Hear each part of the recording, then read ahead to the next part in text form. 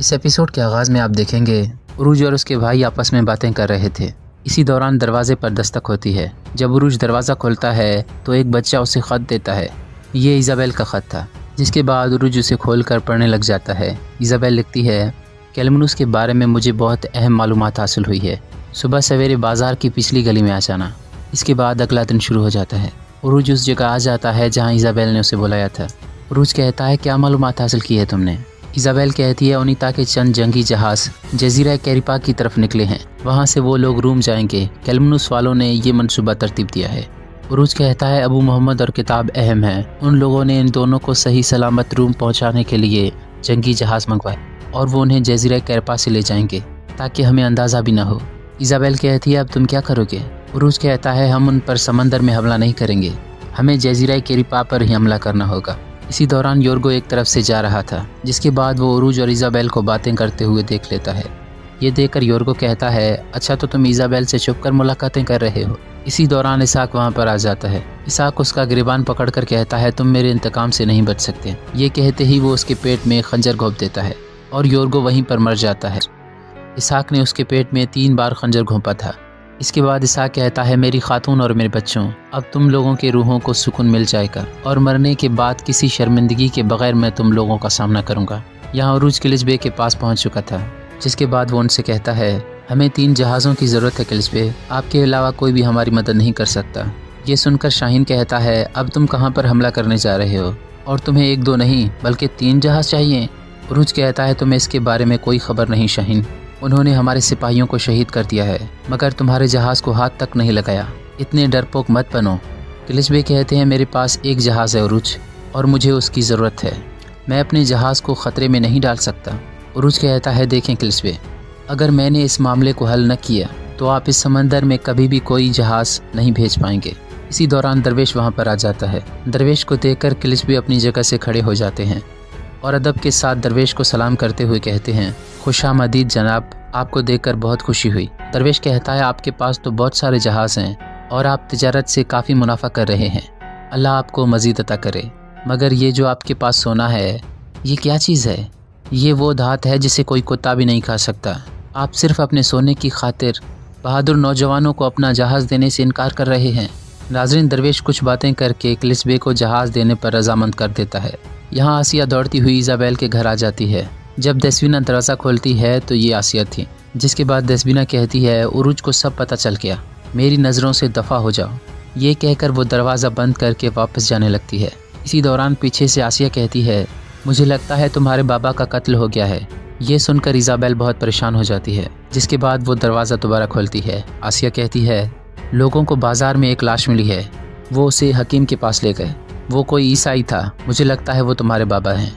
ये सुनकर दसवीना वहाँ से दौड़ने लगती है। यहाँ उरूज और उसके भाई हमले के लिए तैयार हो रहे थे। उरूज कहता है, मजलूमों के लिए उम्मीद बनने और जालिमों को खौफ में मुब्तला करने के लिए एक अजीम जंग का वक्त हुआ जाता है। जिसके बाद वो तीनों बाहर आ जाते हैं। उरूज अपने सिपाहियों से मुखातिब होकर कहता है, जजीरे कैरपास कैलमनूस और सिकंदरिया के ऐन दरमियान में है। हम लोग उन पर जजीरे पर ही हमला करेंगे। क्या तुम सब मरने के लिए तैयार हो? सब कहते हैं तैयार हैं। इसी दौरान इसाक भी वहाँ पर आ जाता है और कहता है, मैं भी मरने के लिए तैयार हूँ। इसके बाद वो उनके पास आकर कहता है, सिपाही याकूब आगा के 3 बेटे जंग पर जा रहे हैं, तो क्या मैं पीछे रह जाने वालों में हो जाऊँ? मैं भी आप लोगों के साथ जंग पर जाऊँगा। इलियास कहता है, आगा आपको तो जंग पसंद नहीं। इसाक कहता है, मैंने मिट्टी का काम करके अपना दिल नरम कर दिया, मगर अब मैं जंग के लिए तैयार हूँ, या शहीद या गाजी। उरूज कहता है, आगा। इसी दौरान इसाक कहता है, आगा नहीं बल्कि मैं तुम्हारा सिपाही हूँ और तुम हमारे कमांडर हो। हम आपके हुक्म के ताबे हैं उरूज रईस। ये सुनकर उरूज खुश हो जाता है और कहता है, आज का दिन मुबारक जंग का दिन है। ये सुनकर सब अपनी तलवारें निकाल लेते हैं और बिस्मिल्लाह के नारे लगाने लगते हैं। यहाँ पेत्रो अपने सिपाहियों के साथ रवाना हो रहा था। इसी दौरान एंतवान उसके पास आकर कहता है, जंगी जहाज़ वहाँ पर पहुँच चुके होंगे। जब आप वहाँ पहुँचेंगे तो वो आपका इंतज़ार कर रहे होंगे। पेत्रो कहता है, मैं एक बड़ी कामयाबी हासिल करके पॉप के सामने जाऊँगा। एंतवान कहता है, पादरी की ताकत सिर्फ दुआ है और बहरिया रूम में दुआ का कोई काम नहीं। इन समंदरों की सबसे बड़ी ताकत लोहा, सोना और बारूद है। बस इंसान के पास यही होना काफ़ी है। जिसके बाद पेत्रो जहाज़ पर सवार हो जाता है। रात को उसके पास आकर कहता है, जहाज़ लंगर अंदाजी करने के लिए तैयार हैं। पेट्रो कहता है बहुत खूब, जिसके बाद वो एंटवान और डीगो से कहता है कैलमनूस अब तुम लोगों के सुपर्द है दोस्तों, मैं मज़ीद ताकतवर होकर ज़रूर वापस आऊँगा।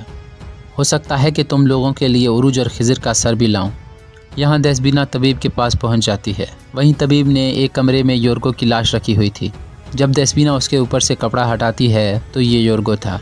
ये देखकर देस्बिना बहुत रोने लग जाती है। नाज़रीन, देस्बिना बहुत ज़्यादा रो रही थी। जिसके बाद देस्बिना कहती है कि मैं जानती हूँ कि आपका पता किसने बताया, मैं उससे इंतकाम लूँगी, मैं आपका इंतकाम लूँगी बाबा, मैं उस इज़ाबेल को मार डालूँगी। ये कहकर वो वहाँ से दौड़ती हुई चली जाती है। कुछ ही देर बाद वो सराय पहुंच जाती है। वहीं पर मौजूद इज़ाबेल कहती है अब क्या हो गया देस्बिना? देस्बिना कहती है तुमने मेरे बाबा के बारे में इसाक आका को बताया है या नहीं? इज़ाबेल कहती है तुम ये बात क्यों कर रही हो? देस्बिना कहती है मेरे बाबा को मार दिया क्या? तुमने ऐसा क्यों किया इज़ाबेल? इज़ाबेल कहती है मैंने कुछ नहीं किया। देस्बिना कहती है झूठ मत बोलो। देस्बिना उस पर इल्ज़ाम लगा रही थी। देस्बिना कहती है तुम एक बदकिरदार औरत हो, ये सब तुमने किया। ये सुनकर इज़ाबेल उसे पीछे हटाते हुए कहती है बस करो, बहुत हो गया, होश में आओ, तुम मुझे बदकिरदार नहीं कह सकती। ये कहकर इज़ाबेल वहाँ से जाने लगती है तो देस्बिना पलटकर उस पर हमला कर देती है। देस्बिना इज़ाबेल का गला दबा रही थी। इज़ाबेल कहती है मुझे छोड़ दो। इसी दौरान देस्बिना का पैर फिसलता है और वो सीढ़ियों से होकर नीचे गिर जाती है। ये देखकर इज़ाबेल बहुत परेशान हो जाती है। यहाँ देस्बिना कहती है मेरा बच्चा। यहाँ पेट्रो और रात को अपने जहाज़ पर मौजूद थे। जिसके बाद पेट्रो दूरबीन से देखकर कहता है देखो एक बड़ा लश्कर हमारा इंतज़ार कर रहा है रात को। उस लश्कर के साथ मैं एक हीरो की तरह रूम में दाखिल होने वाला हूँ। रात को कहता है जब तमाम फ़ौज आपको सलाम कर लेगी तो फिर हम जहाज़ों के साथ रूम के लिए रवाना हो जाएंगे। क्या आप ओनिता के जहाज़ों के साथ जंग पर जाएंगे? पेट्रो कहता है हाँ, अबू मोहम्मद और किताब को जंगी जहाज़ पर मुंतकिल करो। जिसके बाद रात को अपने सिपाहियों से कहता है पानी में एक कश्ती उतारो, हमें खुश्की पर जाना है। यहाँ एक बड़ी रूमी फ़ौज अपने हाथों में तलवार और ढालें उठाकर पेट्रो का इंतज़ार कर रहे थे और उनके साथ कुछ पादरी भी मौजूद थे। यहाँ दरवेश एक दरगाह में बैठकर दुआ कर रहा था। दरवेश कहता है या रब, तू ही कलील को कसीर पर गालिब करने वाला है। जो लोग अपने वतन और ईमान के लिए लड़ रहे हैं उनकी तलवार को तेज़ फरमा और उनके दिलों में ईमान को कवी फरमा। सब दरवेश कहते हैं आमीन। जिसके बाद दरवेश कहता है या रब, उन लोगों को फतेह फरमा जिस तरह तूने खैबर के मैदान में हज़रत अली अलैहिस्सलाम को फ़तह अता की और इस्लाम का परचम बुलंद किया। या रब, हमारे प्यारे नबी सल्लल्लाहु अलैहि वसल्लम के नाम के सदक़े बद्र, उहुद और करबला की हुर्मत की खातिर ए उम्मत मोहम्मदी के मालिक हमारी मदद फरमा। दूसरी जानिब बुरुज अपने सिपाहियों के साथ जजीरे की तरफ रवां दवां था। जिसके बाद वो एक जगह रुक कर अपने सिपाहियों से मुखातिब होकर कहता है हज़रत अली अलैहिस्सलाम नाकाबिल तस्खीर खैबर के किले तक अकेले गए। उन्होंने तमाम कफ़ार का ख़ुद मुकाबला किया। हम भी अपनी तलवारों को जुल्फ़िकार के नाम से मंसूब करते हैं और बहादुरों के सरदार हज़रत अली अलैहिस्सलाम की तरह जंग करने की कोशिश करते हैं। कोई भी हमें मात नहीं दे सकता। उरूज के सिपाही बड़ी गौर से उसकी बातें सुन रहे थे। इसके बाद उरूज अपने सिपाहियों के साथ वहाँ से रवाना हो जाता है। यहाँ पेट्रो भी अपने सिपाहियों के साथ अबू मोहम्मद और किताब को लेकर जजीरे पर पहुँच चुका था। पेट्रो ने मुकम्मल तौर पर ख़ुद को लोहे से ढांपा हुआ था। फिर पेट्रो फ़ौज के सामने आकर रुक जाता है और सिपाहियों को गौर से देखने लग जाता है। जिसके बाद पेट्रो रूमी ज़ुबान में कुछ कहता है। ये सुनकर तमाम सिपाही अपने घुटनों के बल बैठ जाते हैं। यहाँ उरूज वाले भी उस जगह पहुँच चुके थे। उरूज उनको देखकर कहता है जिस शख्स ने अपने सर पर हेलमेट पहन रखा है वो कैलमनूस का कमांडर है। मुझे उसका चेहरा नहीं दिखाई दे रहा। खिज़र कहता है मैंने उस शख्स को पहले से देख रखा है, इंशाअल्लाह आज हमारी आखिरी मुलाकात होगी। इलियास कहता है अबू मोहम्मद भी उनके साथ है। इसाक कहता है काफर तादाद में बहुत ज़्यादा हैं लेकिन अल्लाह हमारा हामी और नासिर हो। जिसके बाद उरूज कहता है आज हमारे सामने एक और खैबर है। हक की राह में अल्लाह की खातिर लड़ने वाला हर बहादुर अली होता है और हर तलवार जुल्फ़िकार होती है। जिसके बाद उरूज हमले का हुक्म देता है। नाज़रीन मोहतरम, यहाँ पर यह एपिसोड ख़त्म हो जाती है।